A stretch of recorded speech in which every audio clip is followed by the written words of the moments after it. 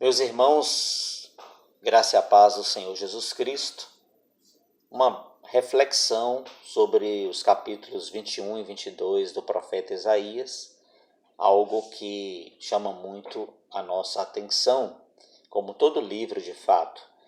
Inicialmente, algumas considerações. O profeta Isaías, este grande profeta, um dos maiores do Antigo Testamento, o nome dele significa salvação de Yahvé.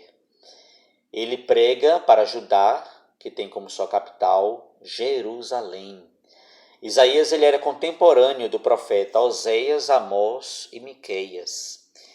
Isaías ele tem um ministério muito longo, profícuo, abençoado.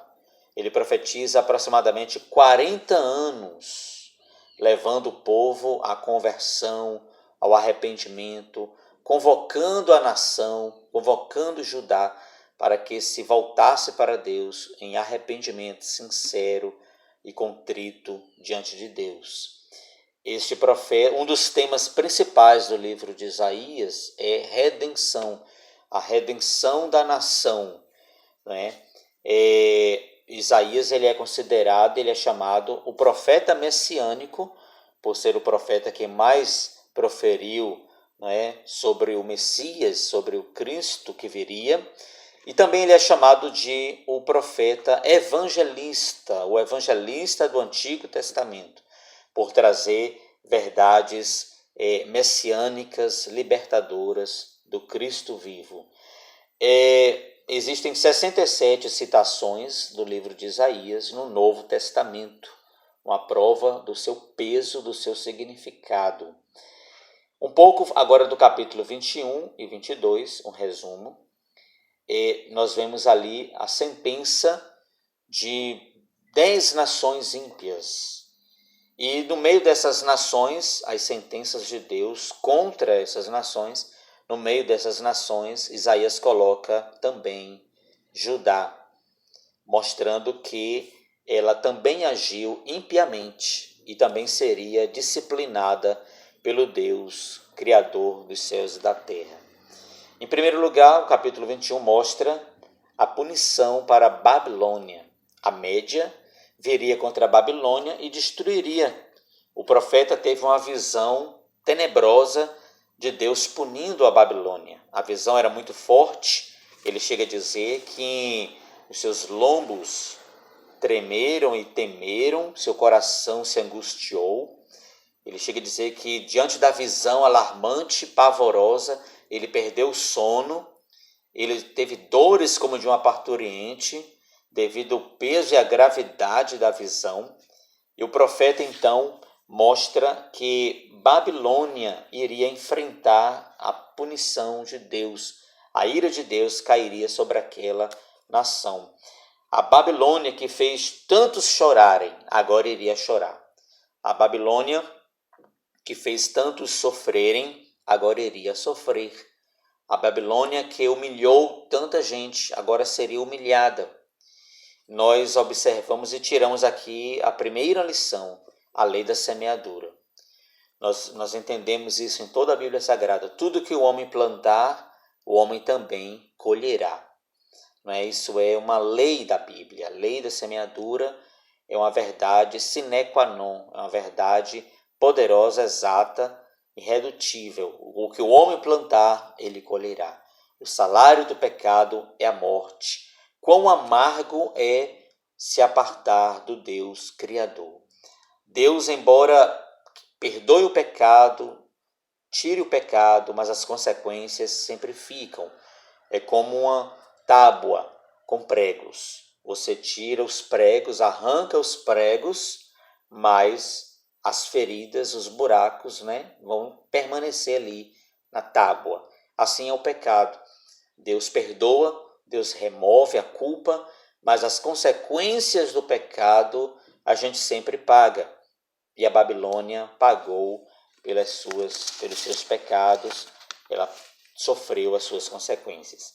Nós também tiramos uma outra lição aqui, é que não existe império humano que dure para sempre. Não existe império humano eterno.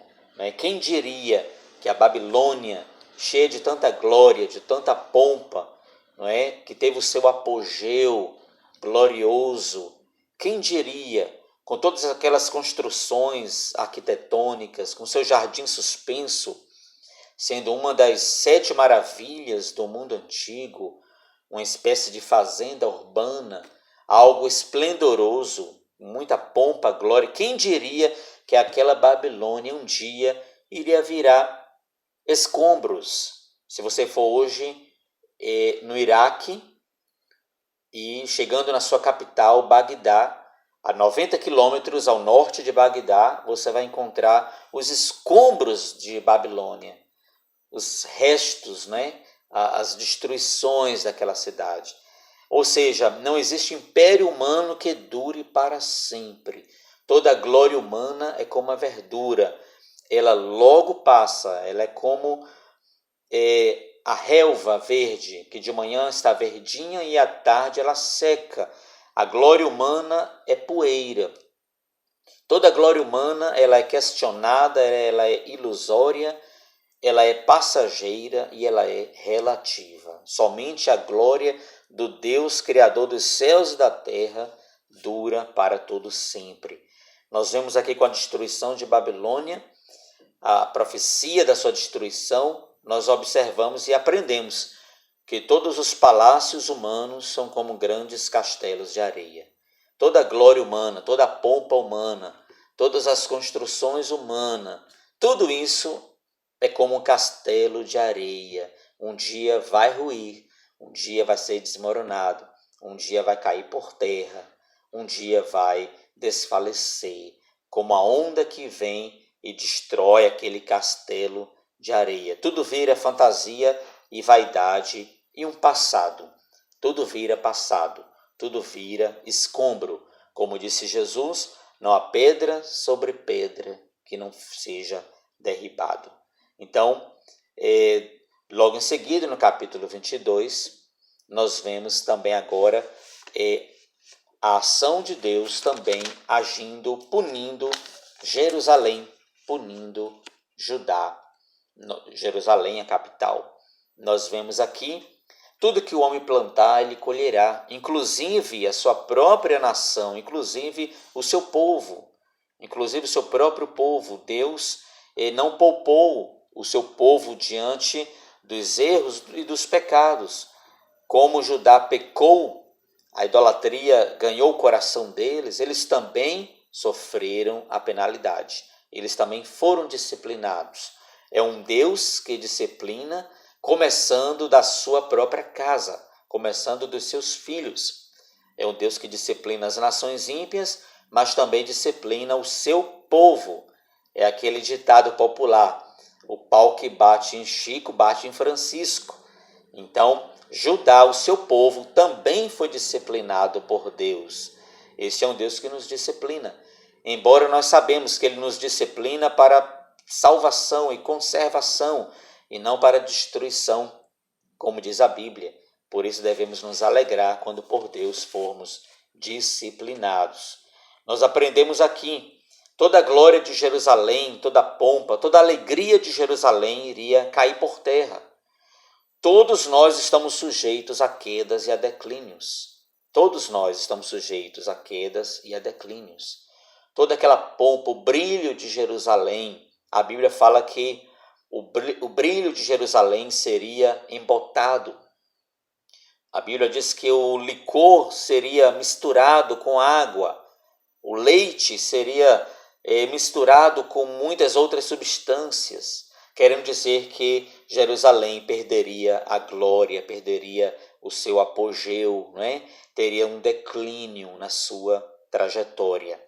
Então nós observamos aqui que aquela cidade tão esplendorosa, ela se corrompeu, ela declinou, ela se afastou de Deus. Nós aprendemos esta lição. Todos nós, se não vigiarmos, podemos ter declínios na nossa vida.